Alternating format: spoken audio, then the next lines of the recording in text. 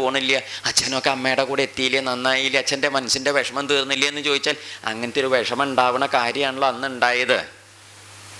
അപ്പോൾ ഈ വിഷമം അങ്ങോട്ട് തീരൽ എളുപ്പമല്ലല്ലോ, വഞ്ചനയല്ലേ ഉണ്ടായത്, ആ വഞ്ചനയുടെ ഒരു കറ പോകുള്ളൂന്ന്. അപ്പോൾ അതൊക്കെ പോയി ഇപ്പൊക്കെ നന്നായില്ലേ എന്ന് ചോദിക്കുമ്പം പഴയ ആ സ്ഥിതിയിൽ ആ കുടുംബം എത്തിയില്ലേ, അതിനങ്ങ് രാമനെ കാണിച്ചു കൊടുത്തില്ലേ എൻ്റെ അമ്മയ്ക്ക്? എന്താ ചോദിച്ചത്? ഈ രാമനെ അങ്ങ് എൻ്റെ അമ്മയ്ക്ക് കാണിച്ചു കൊടുത്തില്ലേ എന്ന് ചോദിച്ചതിൻ്റെ അർത്ഥം എന്താ? ഈ രാമനെ കണ്ടാലേ എൻ്റെ അമ്മയുടെ വിഷമം തീരുള്ളൂ, അങ്ങനെ വിഷമം തീർത്തില്ലേ എന്നൊക്കെ ചോദിക്കുമ്പോൾ ഉണ്ടാവണം അതിലൊരു വൈകാരിക പ്രശ്നമുണ്ട്. ഇതൊക്കെ നമ്മുടെ നാട്ടിൽ ഇന്ന് നടക്കണതാണ്.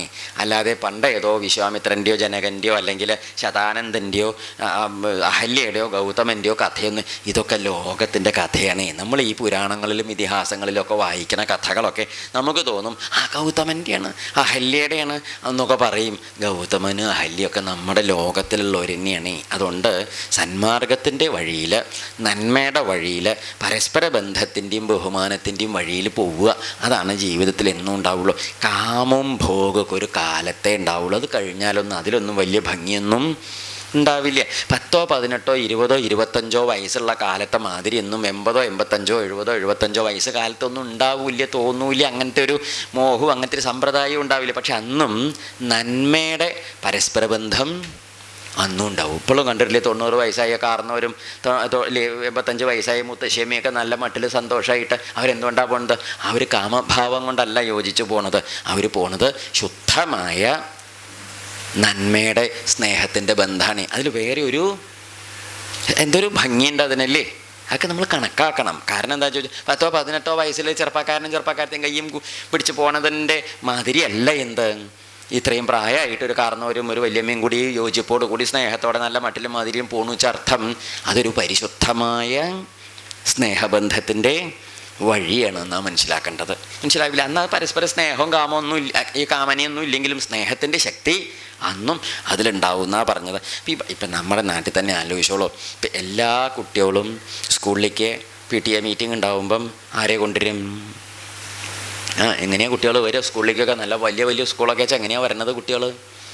അച്ഛൻ്റെ അമ്മയുടെയും കൂടെ മറ്റേ ജാതി കാറിൽ ഇങ്ങോട്ട് ഇറക്കി ഒരു കയ്യുമ്മൽ അമ്മയും മറ്റേ കയ്യിൽ അച്ഛനും കൂടി പിടിച്ച് തൂങ്ങിയിട്ട് അതിങ്ങനെ വരണൊരു വരവുണ്ട്. അപ്പോഴാണ് മറ്റേ കുട്ടി എന്ത് ചെയ്യണത്?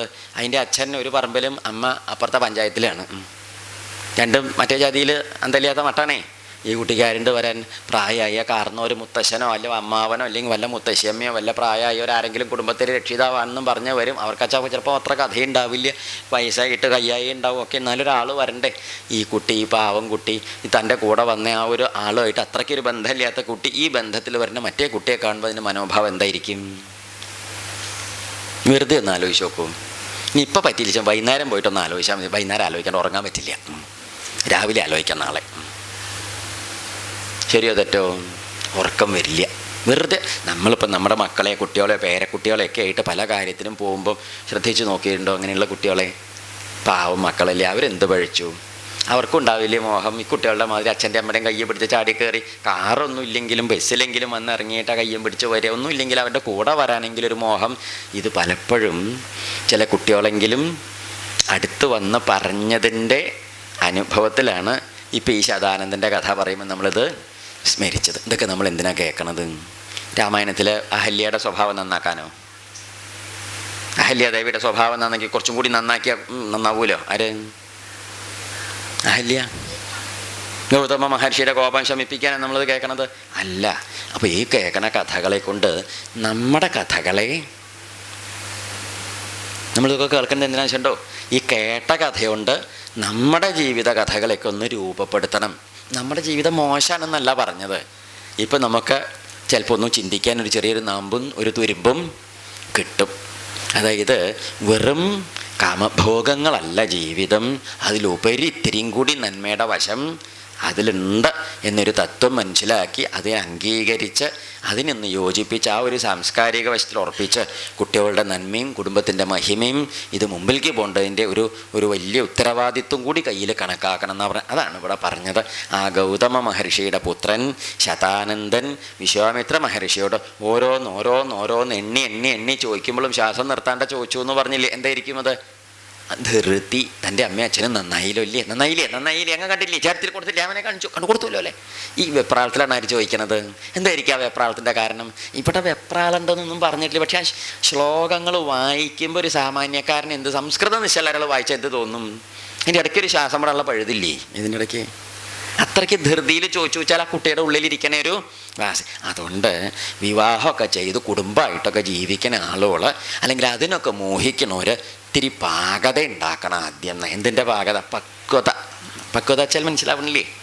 അല്ലാതെ വെറുതെ ഇങ്ങനെ കണ്ട കുപ്പായത്തിൻ്റെയും ഉടുപ്പിൻ്റെയും നടപ്പിൻ്റെയും ഒന്നും ഭംഗിയും പ്രഭാവവും, അല്ലെങ്കിൽ സിനിമയിൽ മറ്റവരിങ്ങനെ കയ്യും വീശി നടക്കണത് കണ്ടിട്ടൊന്നും എന്തിനു പോവരുത്. നമുക്ക് സിനിമയല്ല എന്ത്, ജീവിതം എന്ന് പറഞ്ഞത് കുറച്ച് വ്യത്യാസമുണ്ട്. നമ്മൾ കഥ പറയും പോലെ ജീവിക്കാൻ പറ്റുമോ? പറ്റില്ല.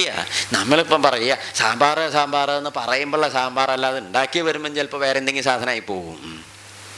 അല്ലെങ്കിൽ നമ്മൾ ഉദ്ദേശിച്ച ഒരു ഇതൊന്നും അതിന് കിട്ടിയെന്ന് വരില്ല. സാമ്പാർ വെച്ചാൽ എന്തും പ്രായോഗികമായിട്ട് വരുമ്പം, സൈദ്ധാന്തികമായതിൽ നിന്ന് പ്രായോഗികതയ്ക്ക് വരുമ്പം എളുപ്പമല്ല എന്നാണ് പറഞ്ഞത്. അതുകൊണ്ട് കുടുംബം, ഗൃഹസ്ഥാശ്രമം, ജീവിതം, കുട്ടികൾ, ഭാര്യ, ഭർത്താവ് എന്നൊക്കെ പറയണത് നേരം പോക്കാണെന്നാരും വിചാരിക്കരുത്. ഗൗരവതരമായ ഒരു വലിയ ബന്ധമാണ് എന്ന് എല്ലാവരും കണക്കാക്കണം എന്നാണ് പറഞ്ഞു. കുട്ടികളെ അതിന് പ്രേരിപ്പിക്കണവരും അതിന് യോജിപ്പിക്കണവരും ഇതൊക്കെ മുതിർന്നവരും നമ്മൾ എന്ത് ചെയ്യണം? കുറേയൊക്കെ കുട്ടികൾക്ക് അങ്ങനെയുള്ളൊരു വെളിച്ചം കഥയൊക്കെ പറഞ്ഞു കൊടുക്കണം. ഇപ്പം നമ്മുടെ നാട്ടിലൊന്ന് ആലോചിച്ച് നോക്കൂ. വിവാഹം കഴിക്കാൻ പോകുന്ന ചെറുപ്പക്കാരുണ്ട്, ചെറുപ്പക്കാരത്തികളുണ്ട്, കുട്ടികൾ നല്ല മിടുക്കന്മാർ. ഇപ്പോഴത്തെ കുട്ടികളൊക്കെ നല്ല, ഇപ്പോഴത്തെ അല്ല എല്ലാ കാലത്തെയും അങ്ങനെ തന്നെയാണ്. എന്നാലും ഇപ്പോഴത്തെ കുട്ടികളെയൊക്കെ പലരും എന്ത് പറയാറുണ്ട്? അങ്ങനെയാണ്, ഇപ്പോൾ ഇതില്ലേ മറ്റേ, അങ്ങനെയൊന്നും പറയാൻ പാടില്ല കേട്ടോ. എല്ലാവർക്കും നല്ല നന്മകളൊക്കെ ഉണ്ട്. ചെറുപ്പക്കാരൊക്കെ നല്ല യോഗ്യന്മാരാണ്. നമ്മളത് അവരുടെ നന്മ കാണാൻ കണ്ണ് തുറക്കാറില്ല എന്ന് മാത്രമേ ഉള്ളൂ. ചീത്ത വിളിക്കാനും അവരുടെ കുറ്റം കാണാനും മാത്രമേ നമ്മൾ എന്ത് ചെയ്യാറുള്ളൂ? കണ്ണ് തുറക്കാറുള്ളൂ. അല്ലാതെ നന്മകൾ നോക്കൂ. നല്ലോണം ഹൃദയത്തിൽ നന്മ സൂക്ഷിക്കുന്ന എത്ര ചെറുപ്പക്കാരത്തിയോളും ഉണ്ട്. ആ ദൃഷ്ടിയിൽ കൂടി അവരെ കണ്ട് മനസ്സിലാക്കി വിവാഹത്തിനൊക്കെ പോണവരെ, നമ്മൾ വിവാഹത്തിന് പോകുമ്പം അമ്മാവനായിക്കോട്ടെ, മുത്തശ്ശനായിക്കോട്ടെ, കാർന്നവരായിക്കോട്ടെ, അച്ഛനായിക്കോട്ടെ, അമ്മയായിക്കോട്ടെ, മുത്തശ്ശി ആയിക്കോട്ടെ, ഇനി ആരായിക്കോട്ടെ, എന്ത് കൊടുക്കും ഈ പോണവർക്ക്? കല്യാണം കഴിക്കാൻ പോണ ചെറുപ്പക്കാരത്തി നമ്മൾ എന്താ കൊടുക്കുക? വള അല്ലേ? എത്ര പവൻ്റെ? 5 പവൻ്റെ വള കൊടുക്കും. നല്ലതാണ്. ഇപ്പം എന്താ ഒരു പവന് വില? 5 പവൻ എന്നൊക്കെ പറഞ്ഞാൽ ഏതാണ്ടൊക്കെ ഒരു 5 സെൻറ്റ് ഭൂമി വാങ്ങാനുള്ള സൗകര്യമൊക്കെ അതുകൊണ്ടുണ്ടാവും. ശരിയല്ലേ? നല്ല കാര്യമാണ്. അപ്പം ആ മാല കൊടുക്കും, വള കൊടുക്കും, സമ്പത്ത് കൊടുക്കും. നമ്മൾ വേറെ എന്താ വേണ്ടു വെച്ചാൽ അവർക്ക് പണം കൊടുക്കും, കാറ് വാങ്ങി കൊടുക്കും, വേണമെങ്കിൽ വീട് പണിത് കൊടുക്കും. ഇതൊക്കെ നല്ലത് തന്നെയാണ്. പക്ഷേ ഇതൊക്കെ വേണ്ട മാതിരി ഉപയോഗിക്കണമെങ്കിൽ വേണ്ട ഒരു സാധനം ആരും കൊടുക്കാറില്ല. അതെന്താ സാധനം? ഈ കുട്ടികളെ ആരെങ്കിലും വിളിച്ചിരുത്തിയിട്ട് അടുത്തിരുത്തിയിട്ട് അച്ഛനായിക്കോട്ടെ അല്ലെങ്കിൽ അമ്മയായിക്കോട്ടെ, അവരൊക്കെ കുറേ കാലം ഈ ജീവിതത്തിൽ ഇരുന്ന ആളുകളാണ്, കുറേ കാലം ഇങ്ങനെയുള്ള ജീവിതം കണ്ടവരാണ്. ആരെങ്കിലും ഈ കുട്ടികളോട് പറഞ്ഞു കൊടുക്കാറുണ്ടോ? ഏതെങ്കിലും ഒരമ്മ തൻ്റെ മകളെ വിളിച്ചിരുത്തിയിട്ട് പറയുക, മോളെ നീ ഇനിയിപ്പം നാളെ മുതൽ ഇവിടെ അല്ല വേറൊരു വീട്ടിലേക്ക് വിവാഹം കഴിഞ്ഞു പോവും, പേടിക്കൊന്നും വേണ്ട കുട്ടിയെ, ഇവിടെ ഇപ്പം നിനക്ക് അച്ഛനും അമ്മയും ഉണ്ടായില്ലേ, അതുപോലെ ഒരു അച്ഛനും അമ്മയും അവിടെ ഉണ്ടാവും. ഇപ്പം ഇവിടെ ഇപ്പം കുട്ടി എങ്ങനെയാണ് അച്ഛനോടും അമ്മയോടൊക്കെ പുറപ്പെടുന്നത്, അതുപോലെ എന്ത് ചെയ്യണം? അവിടുത്തെ അമ്മയുടെ അടുത്ത്, എൻ്റെ അടുത്ത് നീ പെരുമാറും പോലെ അവിടെ പെരുമാറണം. ആ അമ്മയ്ക്ക് ഇവിടെ അപ്പം എനിക്കൊരു വിഷമം ഇല്ലാതെ മോള് നോക്കാറില്ലേ, അതുപോലെ എന്ത് ചെയ്യണം? അമ്മയുടെ അടുത്ത്. എന്താ കാരണം? എപ്പോഴും കൂടെ ഉണ്ടാവണേ അമ്മയാണ്. അമ്മ മനസ്സിലായില്ലേ? വേണം അച്ഛനെ നല്ലോണം നീ വേണം ഇനി അച്ഛൻ്റെ കാര്യമൊക്കെ അവിടെ പോയിട്ട് നോക്കാൻ. മനസ്സിലായില്ലേ? മനസ്സിരുത്തണം. അവിടെ കുടുംബത്ത് വേറെ കുട്ടികളോ ബന്ധുക്കളൊക്കെ അവരെയൊക്കെ വേണ്ട മാതിരി സ്നേഹിച്ച് ബഹുമാനിച്ച് അറിവില്ലേയൊക്കെ ചോദിച്ചറിഞ്ഞ് മനസ്സിലാക്കി വിനയത്തോടെ പെരുമാറി നല്ല മടിലും മാതിരിയിലും കഴിഞ്ഞു കൂടണം മോളെ കേട്ടോ എന്നൊരമ്മ ഇത്രമാത്രം പറഞ്ഞു കൊടുത്താൽ മതി. ആ പെൺകുട്ടി പോണ ദിക്കിൽ പിന്നെ അടിപിടിയോ കേസോ കുത്തിരി അവിടെ ഏത് പൂതനെയാണ് അമ്മായിയമ്മ വച്ചാൽ പോലും ഈ പെൺകുട്ടി വരുമ്പോൾ എന്ത് ചെയ്യാൻ പറ്റില്ല? അത് അമ്മയെന്ന് വിളിച്ച് അടുത്ത് ചെന്ന് സ്നേഹം പറഞ്ഞ് കൂടെ കൂട്ടിക്കൊണ്ട് നടന്ന് വയ്യായ ഉണ്ടാവുമ്പം കൂടെ ആ അമ്മയ്ക്ക് പിന്നെ മനുഷ്യനല്ലേ എത്ര ചെയ്യലും. ശരിയല്ലേ? ഇത് നല്ലൊരു വർത്തമാനം മകനോട് പറഞ്ഞു കൊടുക്കുക, മോനെ നാളെ ഇവിടേക്ക് ഒരു പെൺകുട്ടി പുതിയ നമ്മുടെ ഇവിടെ ഇല്ലാത്തൊരു കുട്ടി ഇവിടേക്ക് വരും, നല്ലോണം നോക്കിയും കണ്ടും മനസ്സിരുത്തിയിട്ട് പെരുമാറി പുറപ്പെടണം. നമ്മുടെ പാരമ്പര്യമായിട്ട് ഇത്രയും കാലം ജീവിച്ചു പോന്നു. അപ്പോൾ ആ കുട്ടി ഇവിടെ വരുമ്പം അതിനൊരു ബുദ്ധിമുട്ടും ഇല്ലാതെ നല്ല മട്ടും മാതിരിയായിട്ട് വേണ്ട മാതിരി അതിനെ പരിപാലിച്ച് ശ്രദ്ധിച്ച് കൊണ്ട് നടക്കണം. അവനവൻ്റെ ധർമ്മങ്ങൾ നന്നായിട്ട് അനുഷ്ഠിക്കണം. കുടുംബം എന്ന് പറഞ്ഞാൽ എളുപ്പമല്ല. അതിൽ നിന്ന് വീണ്ടും അടുത്ത തലമുറ ഉണ്ടാവും. അവരെയൊക്കെ പരിപാലിച്ച് എങ്ങനെയാണോ നമ്മുടെ അച്ഛനും അമ്മയും മുത്തശ്ശനും നമ്മളിവിടെ എത്തിച്ചത് ആ മട്ടിൽ മുമ്പിലേക്ക് പോകണം. എന്നാൽ കുട്ടിക്ക് പറഞ്ഞു കൊടുത്താൽ അതിനെന്തുണ്ടാവും? എന്തൊക്കെ ആയാലും ഒരു ശ്രദ്ധ. നമ്മുടെ ഈ വെറും കളികൾ മാത്രമല്ല ജീവിതം എന്നൊരു ബോധ്യം, എന്നൊരു പക്വത വരും. ആ പക്വത എവിടെ കാണും? കുടുംബത്തിലേക്ക്. അവിടെ പിന്നെ ഒരു അലോഹ്യം, തർക്കം, അങ്ങോട്ടും ഇങ്ങോട്ടും ഒരലോഹ്യം ഇല്ല, തർക്കമില്ല, ഒരു വേണ്ടാത്തരം ഇല്ല, വേണ്ടാത്തത് പറഞ്ഞു എന്നില്ല, ഒന്നുമില്ല. ശരിയല്ലേ ഇത്? ഇങ്ങനെ നിസ്സാരമായി നമുക്ക് തോന്നുന്ന ചെറിയ കാര്യങ്ങളാണെങ്കിൽ പോലും നമ്മുടെ മക്കളെ അടുത്തേക്ക് വിളിച്ചിരുത്തി, ആൺകുട്ടിയാണെങ്കിലും പെൺകുട്ടിയാണെങ്കിലും പറഞ്ഞു കൊടുത്ത് രൂപപ്പെടുത്തിയിട്ട് നല്ല മട്ടും മാതിരിയാക്കിയിട്ട് പറഞ്ഞയച്ചു എങ്കിൽ നമ്മൾ ഇന്ന് കാണുന്ന ഈ ഭീകരപ്രവർത്തനം ഒരു പകുതിയെങ്കിലും കുറയില്ലേ? മുഴുവനും പോവില്ലേന്ന് കുട്ടികൾ, പകുതിയെങ്കിലും കുറഞ്ഞൊരു ജീവിക്കാനുള്ളൊരു സാഹചര്യമെങ്കിലും കുടുംബത്തൊക്കെ ഉണ്ടാവില്ലേ? പിന്നെ ഒരു ഘട്ടം കഴിഞ്ഞ ഒരാളെ നമുക്ക് പറഞ്ഞ് നേരെയാക്കിയിട്ടൊന്നും നേരെയാക്കാനൊന്നും ഉപദേശിച്ചിട്ടൊന്നും അങ്ങനെയല്ലേ. മൂത്ത മുള വളച്ചാൽ വളയൂ? മുള ഇങ്ങോട്ട് ഇങ്ങനെ ഇരിക്കാൻ മുള അതിങ്ങനെ ഈ മുളച്ചിങ്ങനെ വരണ സമയത്ത് തന്നെ നമ്മളിങ്ങനെ ഇങ്ങനെ ഇങ്ങനെ ഇങ്ങനെ വളച്ചാൽ ചിലപ്പോൾ വളയും. ഇളയ തണ്ട് വളയും, മൂത്ത തണ്ട് വളയില്ല, പൊട്ടിപ്പോവും. കുറേ മൂത്ത പൊട്ടിപ്പോവും. അതുകൊണ്ട് അല്ല വല്ലാതെ വളയ്ക്കാൻ നിൽക്കണ്ട, കുട്ടിക്കാലത്തെ രൂപപ്പെടുത്തിയെടുക്കേണ്ടതാണ്. ഇങ്ങനെ ഒരു സമ്പ്രദായം നല്ലത് പറഞ്ഞു കൊടുത്തു കൊണ്ടുവന്നു വെച്ചാൽ ഈ വേണ്ടാവൃത്തിയിലേക്ക് പോകുന്നതിനൊരു പരിധി വരെ എന്തുണ്ടാവും? പരിഹാരം. എന്തൊക്കെ പറഞ്ഞാലും കേട്ടാലും നമ്മുടെ നാട്ടിൽ ഇതൊന്നും ആരും ചെയ്യില്ല. കല്യാണം എന്നൊക്കെ പറഞ്ഞാൽ ഈ മക്കളുടെ നന്മ എന്നാണ് ഉദ്ദേശിച്ചെങ്കിലും അതിലുപരി നാട്ടുകാരെ കാണിക്കണേ പോഷ്ക്കും പത്രാസിലുമാണ് നമുക്ക് എന്ത് കാര്യം? നമ്മുടെ ചിന്ത. അതൊക്കെ രണ്ടാമത്തേതാണ്. ആദ്യത്തേത് അവനവൻ്റെ കുട്ടികളുടെ നന്മ തന്നെയാണ്. നോക്കൂ, വിശ്വാമിത്ര മഹർഷിയുടെ മുമ്പിൽ വെച്ചിട്ടാണ് ഈ കഥ ചോദിച്ചതും. അദ്ദേഹം രാമൻ അങ്ങനത്തൊക്കെ രാമൻ എല്ലാം വേണ്ടത് ചെയ്തു എന്നൊരൊറ്റ വാക്ക് മറുപടി പറഞ്ഞപ്പം ആ ശതാനന്ദൻ്റെ ഉള്ളിലുണ്ടായ സന്തോഷം ചെറിയ സന്തോഷമല്ലല്ലോ. അതല്ലേ അദ്ദേഹം രാമനോട് പറഞ്ഞു, രാമ അറിയോ ഈ മഹാത്മാവ് കൂടെ നിൽക്കണം, എത്രയോ വലിയ ഭാഗ്യവാനാണ് ഉണ്ണിയെ രാമാതാൻ. എന്താ കാരണം? ഇങ്ങനെ ഒരു മഹാത്മാവിൻ്റെ ശിഷ്യനായിട്ട് കൂടെ നടക്കാനും അദ്ദേഹത്തിൻ്റെ കീഴിലിരുന്ന് പഠിക്കാനും അറിയാനും ഒക്കെ പറ്റിയില്ലേ? ഭാഗ്യമാണ് കുട്ടിയെ. അറിയോ ഇദ്ദേഹം എങ്ങനെയുള്ള മഹാത്മാവെന്ന്? ഇദ്ദേഹത്തിനെ കുറിച്ച് അറിയോ? അറിയോ? വിശ്വാമിത്രരുടെ കസേരയമ്പിൽ ഇരിക്കുന്നുണ്ട്. ഏത് കസേരയമ്പിൽ? അസ്യതാമാസനെ എന്ന് പറഞ്ഞു. ഇരിക്കുക കസേരയമ്പിലെന്ന് പറഞ്ഞ പീഠത്തിൽ ഇരുത്തിയിട്ടാണ് വർത്തമാനം പറയുന്നത്. അപ്പം രാമനൊന്നും എന്തായാലും ഇരിക്കണ്ടാവില്ല. എന്താ കാരണം? കസേര ഇല്ല ആയതുകൊണ്ടല്ല. പിന്നെ എന്തുകൊണ്ടാണ്? അതൊന്നും പതിവില്ലേ. വിശ്വാമിത്രൻ ഗുരുനാഥൻ ഇങ്ങനെ കസേരയിട്ടിരിക്കും, അദ്ദേഹത്തിൻ്റെ മുമ്പിൽ ഇങ്ങനെ കാലും കയറ്റി കസേരയിട്ടായിരിക്കില്ല. അതൊന്നും ചെയ്യില്ല. അപ്പോൾ വിനയത്തോടെ ഭാവത്തോടെ ഭക്തിയോടെ അടുത്തിങ്ങനെ ഒരു വലിയ വിനയഭാവത്തിൽ നിൽക്കണ്ടാവും കുട്ടികൾ. ആ കുട്ടികളെ നോക്കിയിട്ടാണ് ഈ വർത്തമാനം പറയുന്നത്. എന്നിട്ട് പറഞ്ഞു കൊടുത്തു, എന്നാൽ ഞാൻ പറഞ്ഞു തരാം നിങ്ങൾക്ക് ഇദ്ദേഹം ആരാണെന്ന്. ആര്? ഈ വിശ്വാമിത്ര മഹർഷി ആരാന്ന് ഞാൻ പറയാം. രാജ്യഭൂദേശധർമാത്മാ.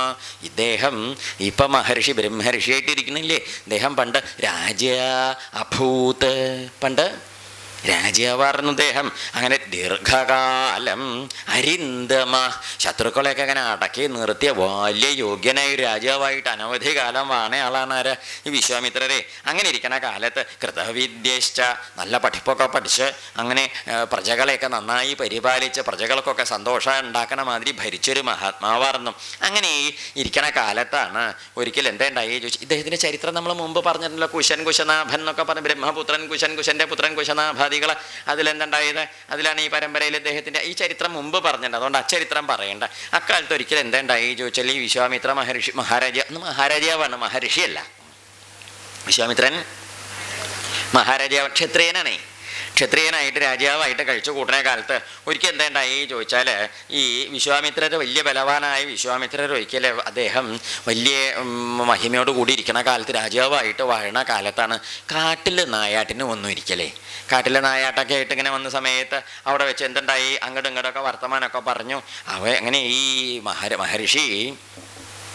മഹർഷിയായിട്ട് വിശ്വാമിത്രരുടെ മഹാരാജാവാണ്. വസിഷ്ഠരെന്ന് മഹർഷിയാണ്. വിശ്വാമിത്രരുടെ മഹർഷിയായിട്ട് ആവാണ്ടായ കാരണം കൂടിയാണ് കേട്ടോ. ഈ മഹാരാജാവ് മഹർഷിയാവാണ്ടായ തുടക്കം പെടുന്നതാണ് ഈ ഒരു ഷണ്ഠയെന്ന്. അന്ന് എന്താണ്ടായേ ചോദിച്ചാൽ ഇദ്ദേഹം വന്നപ്പം മഹാരാജാവിനെ നല്ലോണം സൽക്കരിച്ചു. വസിഷ്ഠരെ നന്നായിട്ട് വേണ്ട മാതിരി പരിചരിച്ചു ഒക്കെ നന്നായിട്ട് അദ്ദേഹത്തെ ശുശ്രൂഷ അതിഥിയായിട്ട് വന്നയാളല്ലേ. ആതിഥ്യം കർത്തുമിച്ഛാമി ബലസ്യാസ്യ മഹാബല. അതുകൊണ്ട് രാജാവേ അങ്ങയെ ഞാനൊന്ന് സൽക്കരിക്കണമെന്ന് മോഹിക്കുകയാണേ. അങ്ങയുടെ സൈന്യത്തോടു കൂടി സൽക്കരിക്കണമെന്ന് മോഹമുണ്ട്. അതുകൊണ്ട് എന്ത് വേണ്ടു? സ്വീകരിക്കണം എൻ്റെ സൽക്കാരം എന്ന് പറഞ്ഞു. അപ്പോൾ ഇത് കേട്ടപ്പോൾ എന്താണ്ടായേ ചോദിച്ചാൽ, സൽക്കരിക്കുക എന്ന് പറയുമ്പോൾ രാജാവ് പറഞ്ഞു, വേണ്ട മഹർഷി, അങ്ങ് നല്ല വർത്തമാനം പറഞ്ഞില്ലേ, അതൊക്കെ തന്നെ മതി. ആര് പറഞ്ഞു?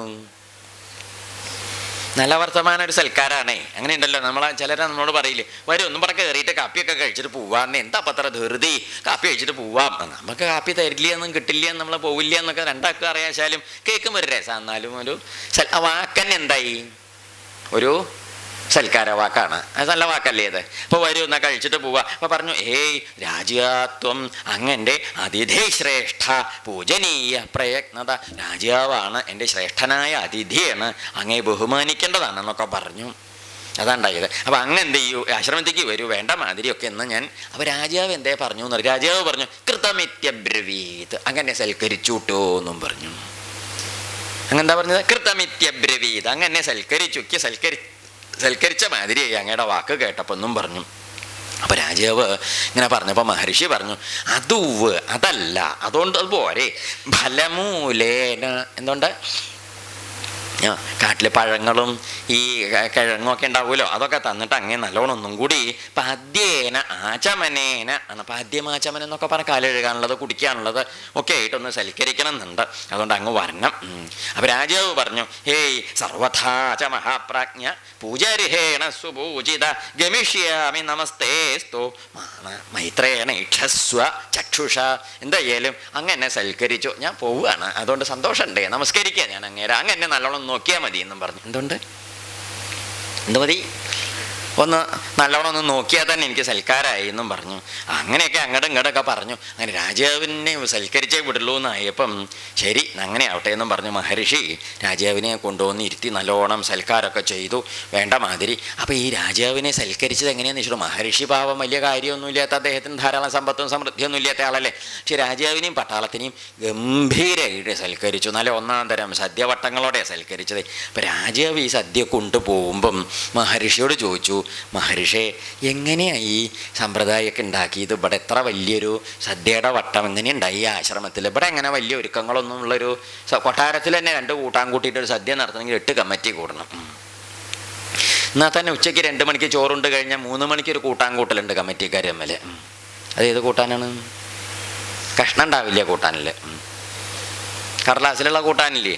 എന്നിട്ട് പിന്നെ തല്ല് കൂടിയിട്ട് അങ്ങനെയൊക്കെയാണ്. ഇത് ഈ കാട്ടിൽ ഈ ഒരു കഥയില്ലാണ്ടിരിക്കുന്ന മഹർഷിമാരുടെയൊക്കെ ഒരു വലിയ മഹിമയാണ് ചിന്തിക്കുക. എന്താല്ലേ, എന്തോ ഒരു സന്തോഷമായിട്ട് അവരെങ്ങനെ കൊണ്ടാടുന്നത്. ലൈറ്റൊക്കെ ഒന്നുണ്ടായിരുന്നു കേട്ടോ, എന്തൊരു ഇരുട്ടതിൻ്റെ ഉള്ളിൽ. അപ്പോൾ ഈ ഒരു വിധത്തിൽ എന്തൊരു സന്തോഷമായിട്ടാണ് ഇത് അങ്ങനെ സൽക്കരിച്ചത്. ഇത്രയും സമ്പത്തും സമൃദ്ധി ഐശ്വര്യം ഇതൊക്കെ എവിടുന്ന് കിട്ടി? എങ്ങനെ അങ്ങേക്ക് ഇത്ര വലിയൊരു സദ്യ നടത്താൻ സാധിച്ചത്? ആര് ചോദിച്ചു? ഈ വിശ്വാമിത്രർ ചോദിച്ചു. അപ്പം അതിന് മറുപടിയായിട്ട് ഇദ്ദേഹം പറഞ്ഞു, അതൊക്കെ എന്താണെന്നറിയോ, ഇവിടുത്തെ ഈ ശബള, എൻ്റെ പശുണ്ട്, ശബള എന്നാണ് എൻ്റെ പേര്, ആ പശുവിൻ്റെ മിടുക്കാണ് എന്നും പറഞ്ഞു. അപ്പം അത് കേട്ടപ്പോൾ രാജാവിന് വലിയ സന്തോഷമായി. രാജാവ് ചോദിച്ചു, ശബള കാരണം എത്ര മിടുക്കുണ്ടാവില്ലേ, ചുവുണ്ടാവും. അപ്പം രാജാവ് ചോദിച്ചു, എന്താണെന്നറിയോ, എനിക്ക് ഈ ശബളയെ എനിക്ക് തരുമോ? ശബള പറഞ്ഞാൽ പശുവിൻ്റെ പേരാണേ, ശബള എനിക്ക് തരുമോ ചോദിച്ചു. അപ്പം മഹർഷി പറഞ്ഞു, അയ്യോ അതും ഇയ്യ എന്നും പറഞ്ഞു. അങ്ങനെ ചോദിക്കരുത്. എന്താ കാരണം? ഇവിടെ ഹോമത്തിന് പാലൊക്കെ കറക്കണത് ഈ പശുവിൻ്റെയാണേ, അപ്പം അതുകൊണ്ട് അതിനെ ഞങ്ങൾ തരില്ല, അതുകൊണ്ട് എന്ത് ചെയ്യണം, അതിനങ്ങ് ചോദിക്കരുതെന്നും പറഞ്ഞു. ഇത് കേട്ടപ്പോൾ മഹാരാജാവ് വീണ്ടും ചോദിച്ചു, അയ്യോ അങ്ങനെ പറയാൻ വയ്യ, എന്താ വെച്ചാൽ അതെനിക്ക് തരണം, ഇതൊരു ശ്രേഷ്ഠമായ വസ്തുവാണേ. എന്ത് വസ്തു? സാധാരണ പശു അല്ലല്ലോ, ശ്രേഷ്ഠമായൊരു പശുവല്ലേ. അപ്പം ശ്രേഷ്ഠമായൊരു വസ്തു ഉണ്ട്, ചില വസ്തുവിൻ്റെ അവകാശം ആർക്കാണ്? രാജാവിന്. അത് പണ്ടും അത് എപ്പോഴും അതെ. ഇപ്പം നമ്മൾ വടക്കേ പറമ്പിൽ ചേന കളയ്ക്കാൻ പോയപ്പോൾ ചേന മാന്തിയപ്പോൾ ചേനയുടെ അടിയിൽ നിന്നൊരു ചെമ്പും കിട്ടി. അങ്ങനെയൊന്നും കിട്ടുമൊന്നുമില്ല കേട്ടോ. അത് കേട്ട് എല്ലാവരും വടക്കേ പറമ്പിൽ ചേനയ്ക്കൊന്നും പോകണ്ടാണ്. ചേന പറിച്ചെടുക്കുമ്പോൾ ചേന ഉണ്ടാവില്ല പറമ്പിൽ, ചേന ഇങ്ങനെ മാന്തി വരുമ്പോൾ ഇങ്ങനെ കൈക്കോട്ട് ഇങ്ങനെ വീഴുമ്പോൾ പിടിക്കും പിടിക്കും പറഞ്ഞൊരു സ്വരം. അപ്പം എന്തൊരു ഉരുളിമ തട്ടണ മാതിരി ഉണ്ടല്ലോ. നോക്കിയപ്പം ഒരു പിച്ചളയുടെ ചെമ്പ്, നോക്കുമ്പോൾ അടപ്പും. അപ്പം നമ്മൾ നോക്കി വടക്കേല നാരായണനെങ്ങാനും കാണുന്നുണ്ടോ, നാളെ വേണ്ടാണ്ട് നോക്കി നിൽക്കും ചെയ്യും. ആരും കാണാതെ നമ്മളത് മുണ്ടിൻ്റെ മടക്കിൽ വെച്ച് ചേന ആ പറമ്പിലിട്ട് ഇതുമായിട്ട് അടുക്കളയ്ക്ക് ഓടി വന്ന് ദാക്ഷായിണേ എൻ്റെ ഭാര്യയുടെ പേരാണേ വിളിച്ചു. ദാക്ഷായിണിയമ്മ ഓടി വന്ന് എന്താ നോക്കൂ നീയേ ചെമ്പാണല്ലോ കിട്ടിയതെന്നും പറഞ്ഞു. 2 ആളും കൂടി ചെമ്പ് തുറന്നു. അപ്പോഴേക്ക് നാരായണൻ നായർ എത്തി. അദ്ദേഹം അത് കാണും, അദ്ദേഹം വേണ്ടാത്തൊക്കെ കാണും. അദ്ദേഹം വന്നിട്ട് ചോദിച്ചു, എന്താ അദ്യേ ഒന്ന് കൊണ്ടുപോകണത് കണ്ടുല്ലോ, ചേന അവിടെ കിടക്കണമുണ്ടല്ലോ, എന്താ കൊണ്ടുപോയത്? അതൊന്നുമില്ല, ചേനയുടെ ഇടയിൽ വേറൊരു ചേന ഉണ്ടായിരുന്നു എന്നും പറഞ്ഞു. ഞാനന്ന് നോക്കട്ടെ എന്ന്. അപ്പോൾ പിച്ചാച്ചമ്പ അദ്ദേഹമാണെങ്കിൽ അന്ന് മനോരമ മാതൃഭൂമി ഏജൻ്റാണ് നാരായണൻ നായർ. നാട്ട് മുഴുവൻ പരന്നു, പോലീസ് അറിഞ്ഞു, എല്ലാവരും അറിഞ്ഞു. അപ്പോൾ അതാ കുറച്ച് കഴിഞ്ഞപ്പം ജീപ്പിൽ വരുന്നു. ആര്? അമ്മായി മക്കളല്ല. ആര്? പോലീസ് ചോദിച്ചു, എന്താ പട കുഴിച്ചെടുത്തപ്പോൾ കിട്ടിയത്, എന്താ കിട്ടിയത് ചോദിച്ചു. അപ്പോൾ പറഞ്ഞു ഇങ്ങനെ ചെമ്പാണെന്നും പറഞ്ഞു. എന്നാൽ ചേമ്പല്ല ചെമ്പാണല്ലേ, ഇങ്ങോട്ട് തരുമെന്നും പറഞ്ഞു. അങ്ങനെ ചെമ്പും കൊണ്ടാര് പോയി? പോലീസുകാർ പോകുമ്പം ഇദ്ദേഹം പറയുകയും ചെയ്തു, ചെമ്പിൻ്റെ മുകളിലൊരു ചേന ഉണ്ടായിരുന്നു, അത് വേണോ ചോദിച്ചു. അത് വേണ്ട, അവിടെ ഇരുന്നോട്ടെ എന്നും പറഞ്ഞു. അല്ല, കുഴിയിൽ നിന്ന് കിട്ടിയതാണ് രണ്ടുകാർ കൊണ്ടുപോകണം, പോലീസുകാരെ കൊണ്ടു. ചേന അവിടെ കിടക്കണമുണ്ട്, ചേനയുടെ ഇടയിലുണ്ടായേ ചേമ്പല്ല ചെമ്പ്. ആര് കൊണ്ടുപോയി? ആ പിച്ചളയുടെ ചെമ്പ്, അടപ്പുള്ള ചെമ്പ് ആര് കൊണ്ടുപോയി? അവർ കൊണ്ടുപോയി. നോക്കൂ, നമ്മൾ കാശ് കൊടുത്ത് വാങ്ങിയതാണ് 12.5 സെൻറ്റ് ഭൂമി തെക്കേ വടക്കേലെ നാരായണൻ നായരോട്. ആ ഭൂമിയിലുള്ള സാധനമാണ് ആ വടക്കേ ഭാഗത്ത് പ്ലാവും 3 തെങ്ങും ഒരു മാവും ഈ ചേനയും അതിൻ്റെ ഇടയിലത്തെ ചെമ്പും. ഇതൊക്കെ കൂടി കൂട്ടിയിട്ടാണ് നമ്മൾ എന്ത് ചെയ്തത്? വാങ്ങിയത്. അന്ന് ആധാരത്തിൽ പ്രത്യേകം എഴുതിയതാണ്, ഈ പറമ്പിലിരിക്കുന്ന സ്ഥാവര ജംഗമ സ്വത്തുക്കളുടെ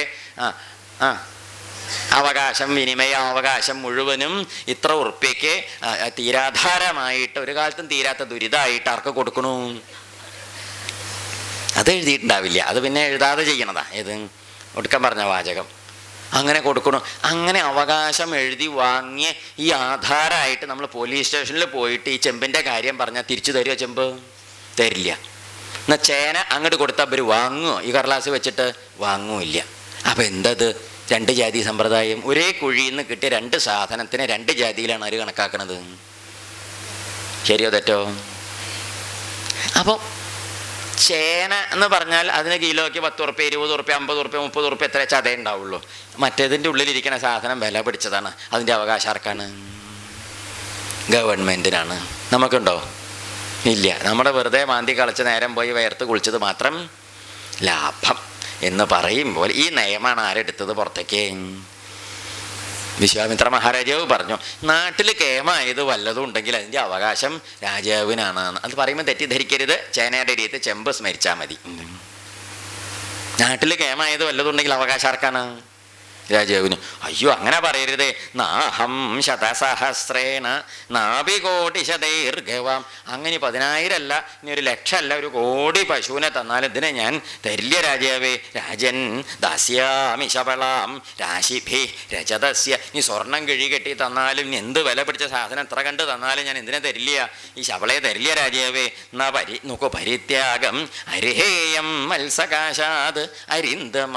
ഇതിനെ പരിത്യജിക്കുക എന്ന് പറഞ്ഞ് ശരിയാവില്ല. തരില്ല ഞാൻ. ആര് പറഞ്ഞു? രാജാവ് പറഞ്ഞു. രാജാവിനോട് പറഞ്ഞു മഹർഷി. ഒടുക്കപ്പം എന്താ ഉണ്ടായത്? തരില്ല നിങ്ങൾ പറഞ്ഞപ്പം മഹർഷിയുടെ മുമ്പിൽ നിന്ന് രാജാവ് ഇതിനെ ബലം പ്രയോഗിച്ചത്. ന ദാസ്യാമീതി. തരില്ല എന്നല്ലേ പറഞ്ഞത്? രാജാവ് ബലം പ്രയോഗിച്ച് ആരെ പിടിച്ച് കെട്ടിക്കൊണ്ടുപോകാൻ പുറപ്പെട്ടു? ഈ പശുവിനെ പിടിച്ച് കെട്ടിക്കൊണ്ടുപോകാൻ പുറപ്പെട്ടു. പശുവിനെ പിടിച്ച് കെട്ടിക്കൊണ്ടുപോകാൻ പുറപ്പെട്ട സമയത്ത് ഈ പശു എന്തേ ചെയ്തു വെച്ചാൽ, ഇങ്ങനെ ഇവർ 2 ആളും കൂടി തർക്കത്തിലിരിക്കുമ്പോൾ കൊണ്ടുപോകാൻ പുറപ്പെട്ടപ്പോഴാണ് ഈ മഹർഷിയുടെ നേരെ ആര് നോക്കി? ശബള നോക്കി. ഇതെന്താ ഇപ്പം ഇതെന്ന്? ആരോട്? അങ്ങ് എന്നെ കൊടുക്കുകയാണോ എന്ന്. നമ്മളിപ്പോൾ ഈ പശുവിനെയൊക്കെ ഇറക്കാൻ കൊടുക്കുമ്പോൾ ആ പശു ഉണ്ട് നമ്മളിരുന്നോട്ടം. പാവം തോന്നൂല്ലേ? ആരെങ്കിലുമൊക്കെ കൊണ്ടുപോകുമ്പം കൊല്ലാനൊന്നും ആവില്ല, എന്നാലും കൊണ്ടുപോകുമ്പോൾ അതിന് ഇത്രയും കാലം ഇരുന്ന് വളർന്ന സ്ഥലത്തു നിന്ന് മാറി പോകുമ്പോൾ അതിന് വല്ലാത്തൊരു വേദനയാണ്. അത് ഇങ്ങനെ പോകാൻ കൂട്ടാക്കില്ല. അത് അങ്ങനെയാണ്. ജന്തു ആണെങ്കിൽ മനുഷ്യന്മാരൊക്കെ ഒന്ന് മാറി ചോറുണ്ടല്ലോ പോകുമെന്ന് പറഞ്ഞാൽ അതേ പോവും. ആര്? മനുഷ്യന്മാരൊക്കെ ചിലപ്പോൾ വേഗം പോയിന്നവർ. ഈ ജന്തു പോവില്ല. കാരണം അത് വല്ലാത്ത ജന്തുക്കൾക്ക് ഒരു ഇത്തിരി ചോറ് കൊടുത്തു നോക്കും ഒരു നായക്ക്. പിന്നെ അതിന് ഏത് സ്വർണ്ണ ബിസ്ക്കറ്റ് ഉള്ളവൻ്റെ കുടുംബത്തേക്ക് ആര് പോവില്ല?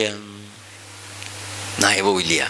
പശുവിനെ കുറച്ച് ദിവസം വെള്ളം കൊടുക്കുക, പുല്ല് കൊടുക്കുക ചെയ്തു നോക്കുക, അത് നമ്മുടെ കുടുംബത്തിൽ നിന്ന് പോവില്ല. ജന്തുക്കൾക്കൊക്കെ എന്തൊരു സമ്പ്രദായം അല്ലേ? അത് ലെവലേശം ഇല്ലാത്തൊരു ജന്തു ഏതാണ്? അടുത്തത് വായിക്കുക വെറുതെ. എന്നും വൈകുന്നേരം പറഞ്ഞു കുത്തി മറിഞ്ഞാൽ എവിടെ എത്തും? അത് എന്താ ശല്യം? നമ്മളത് അവിടെ എത്തരുതെന്ന് ഇരിച്ച് പോകും. പിന്നെയും പറഞ്ഞു കുത്തി അതവിടെ തന്നെക്ക് എന്താവോ. ഏതായാലും ശബള ചോദിച്ചു, അയ്യോ അങ്ങനെ ഉപേക്ഷിക്കുകയാണോ ചോദിച്ചു. അപ്പം ഈ രാജാവിൻ്റെ ഈ പരാക്രമം കണ്ടപ്പോൾ മഹർഷി പറഞ്ഞു, ശബളേ, എൻ്റെ കയ്യിൽ വാളില്ല, കുന്തല്ല, ശൂലല്ല, എനിക്ക് ശക്തിയില്ല, എനിക്ക് ആകെ എന്തേ ഉള്ളൂ, രാവിലെയും വൈകുന്നേരം ജപിക്കണേ ഈ ജപേ ഉള്ളൂ, വേറെ ഒന്നും എൻ്റെ കയ്യിലില്ല ശബളെ, അതുകൊണ്ട് എനിക്ക് തന്നെ ഞാൻ എങ്ങനെ രക്ഷിക്കണ്ടോ ചോദിച്ചു. അപ്പോഴേക്ക് രാജാവ് ഇങ്ങോട്ട് വന്നിട്ട് എന്ത് ചെയ്തു, അദ്ദേഹത്തിൻ്റെ കൂടെ പടയും പട്ടാളമൊക്കെ ഉണ്ട്. ഇനിയും ഇവരാണെങ്കിൽ നല്ലോണം ചോറുണ്ട്, അതിൻ്റെ ഉശിരും ഉണ്ട്. ആര് എന്ത് ചോറ്, ആരുടെ ചോറ്? നമ്മുടെ നാട്ടിൽ പറയാറില്ല ഈ അരിയും തിന്ന് പിന്നെയും മുമ്പിക്കുന്ന്. ഉപകാരം ചെയ്തവരെ ഉപദ്രവിക്കുക എന്ന് പറയുന്നൊരു ആരാണോ ഉപകാരം ചെയ്തത് ആ ഉപകാരം ചെയ്തവരുടെ അടുത്ത് ഇല്ലെങ്കിൽ ഈ പശുകാരനാണ് ഈ സദ്യവട്ടങ്ങളൊക്കെ ഉണ്ടായി ഉണ്ട് നല്ലോണം സന്തോഷമായത്, അതുകൊണ്ട് നമസ്കരിച്ച് പോവല്ലേ വേണ്ടത്. നമ്മൾ അരി വെച്ച് വിളമ്പി ഉരുളിയായിട്ട് ഉണ്ടോ പോയി എന്ന് പറഞ്ഞാൽ എങ്ങനെ ഉണ്ടാവും? അടിസ്ഥാനം ഇല്ലാണ്ട് ആക്കണ ജാതി സമ്പ്രദായമല്ലേ. അപ്പം ശബള ഇങ്ങനെ പറഞ്ഞപ്പം നത്വാം ദക്ഷിയാമി ശബളേ നാപിമേ അപകൃതം ത്വയ, ശബളെ തന്നെ ഞാൻ ഉപേക്ഷിക്കല്ലോ, എനിക്കുള്ള പ്രാപ്തി ഇല്ലാത്തതുകൊണ്ടാണ്. ഏഷസ്ത്വാം നയതേ രാജ്യ ബലാൻ മത്തോ മഹാബല, എന്നെക്കാൾ വലിയ ബലമുള്ള രാജാവ് എന്നെ കൊണ്ടുപോകുമ്പോൾ ഒന്നുമില്ലാത്ത ഞാൻ എന്ത് ചെയ്യും കുട്ടിയെ? ആര് തൊഴുതു? പാവ മഹർഷി ശബളയെ നോക്കി തൊഴുതു. അപ്പം ശബള ചോദിച്ചു, അങ്ങനെയാ കുട്ടിയല്ല, ഞാൻ തന്നെ കൊടുക്കുവോ? അപ്പോൾ ശബള എന്താ ചെയ്തു വെച്ചാൽ ഇതിങ്ങോട്ട് കേട്ടപ്പം ശബള ഇങ്ങോട്ട് ഒരു മുക്കറയിട പറഞ്ഞാൽ മനസ്സിലാവുമോ? ഈ കാളയും പശുവൊക്കെ കണ്ടിട്ടില്ലേ? അതെ, പശു അങ്ങനെ പതിവില്ല, കാളയ്ക്ക് പതിവുണ്ട്, പശു ഇടയ്ക്കൊക്കെ ഉണ്ട്. ഈ നല്ല ചുമന്ന മണ്ണൊക്കെ കണ്ടാൽ പശുവും കാളയൊക്കെ എന്ത് ചെയ്യും?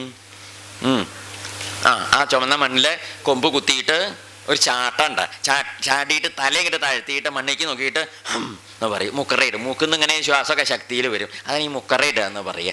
അങ്ങനെ നമ്മുടെ ഈ ശബള ഒന്നും ഇങ്ങോട്ട് ചാടിത്തുള്ളി മുക്കറയിട്ട സമയത്ത് അതിൻ്റെ മൂക്കിന്ന് അതാ വരുന്നു, പട്ടാളക്കാരിങ്ങനെ വരിയായിട്ട് വരുന്നു. അവരെങ്ങോട്ട് ചെന്നു, വിശ്വാമിത്രൻ്റെ നേരെയും പട്ടാളക്കാരുടെ നേരെയും ചെന്നു. വിശ്വാമിത്ര മഹാരാജാവും പട്ടാളക്കാരും കൂടി ഇങ്ങോട്ട് ചെന്ന സമയത്ത് ഇത് കേട്ടപ്പോൾ എന്താ ഉണ്ടായത്? അവർ തമ്മിൽ കലശലായി യുദ്ധമായി. അതിലാര് തോറ്റു?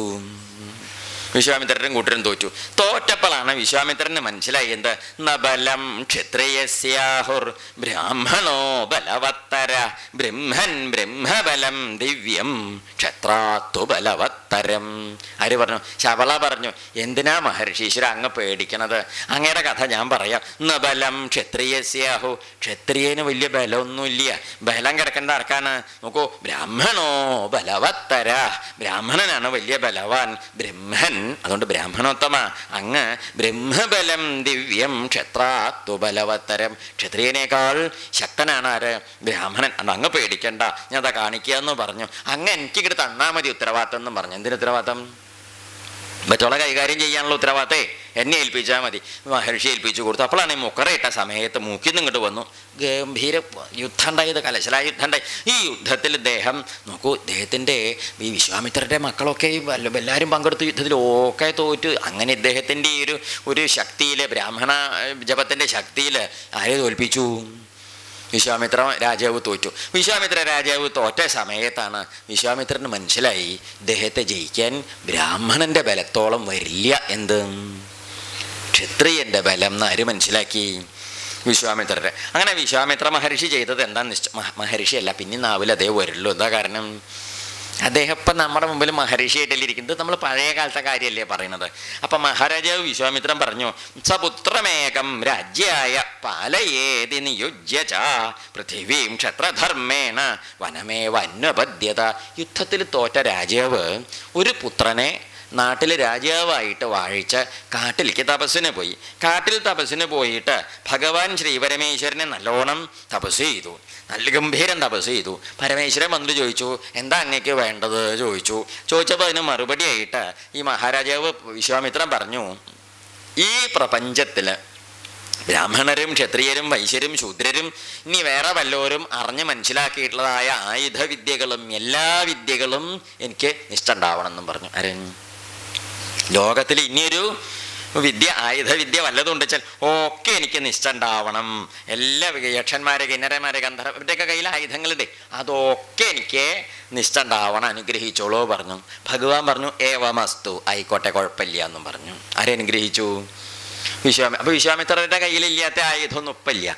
അദ്ദേഹം എന്ത് ചെയ്തു? മഹാരാജാവ് വിശ്വാമിത്രൻ ഇദ്ദേഹത്തിൻ്റെ കൂടെ ഈ വരത്തിൻ്റെ ബലം കൊണ്ട് ആരുടെ അടുത്തേക്ക് വന്നു? യുദ്ധത്തിനൊന്ന് കേമായ യുദ്ധം. യുദ്ധം എന്നൊക്കെ പറഞ്ഞ് അസ്ത്രങ്ങൾ ഇങ്ങനെ വരില്ല. എന്തൊക്കെ ജാതി അസ്ത്രങ്ങളാണ് അയക്കുന്നത്. ഈ അസ്ത്രങ്ങളൊക്കെ ഇങ്ങനെ വിശ്വാമിത്ര മഹാരാജാവ് ഈ ഇദ്ദേഹത്തിൻ്റെ വസിഷ്ഠരുടെ നേരെ അയക്കുമ്പം വസിഷ്ഠരെന്താ ചെയ്തതെന്ന് വെച്ചിട്ടുണ്ടോ? വസിഷ്ഠർ അദ്ദേഹത്തിൻ്റെ ആ ബ്രഹ്മദണ്ഡം എന്ന് പറഞ്ഞൊരു ദണ്ടുണ്ട്, ആ ദണ്ട് ഇങ്ങനെ പിടിച്ചു കൊടുക്കും. ഇതൊക്കെ ഈ പൊട്ടക്കിണറ്റിക്ക് കുട്ടികൾ കല്ലിടുന്ന മാതിരിയായി. എന്ത് ഈ വലിയ പൊട്ടക്കിണറുണ്ടാവും, അഗാധമായ ആഴമുള്ള പൊട്ടക്കിണർ. ആ പൊട്ടക്കിണറ്റിക്ക് നമ്മൾ ചെറിയ ചെറിയ കല്ലിങ്ങനെ ഇട്ടെങ്ങനെ ഉണ്ടാവും? ഇതൊന്നും ഇട്ട് നോക്കാൻ പോകണ്ട കേട്ടോ. കണ്ടിട്ടില്ലേ കുട്ടിക്കാലത്തൊക്കെ നമ്മൾ അങ്ങനത്തെ വലിയ പൊട്ടക്കണ്ടിക്കോ ചെറിയ കല്ലിട്ടാലും വല്ല വിവരം ഉണ്ടാവും, ഒരു ശബ്ദം കേൾക്കാം, അത്രയേ ഉള്ളൂ എന്ന് പറഞ്ഞ മാതിരി ഈ ബ്രഹ്മദണ്ഡം ഇങ്ങനെ പിടിക്കുമ്പം വിശ്വാമിത്ര രാജാവിൻ്റെ ആയുധങ്ങൾ പരമേശ്വരൻ്റെ അടുത്തുനിന്ന് തപസ് ചെയ്ത് വാങ്ങിക്കൊണ്ടുവന്നൊക്കെ പടക്കി ഒന്നും കാണാൻ തന്നെ ഇല്ല, പെറുക്കി കൊണ്ടുവന്ന്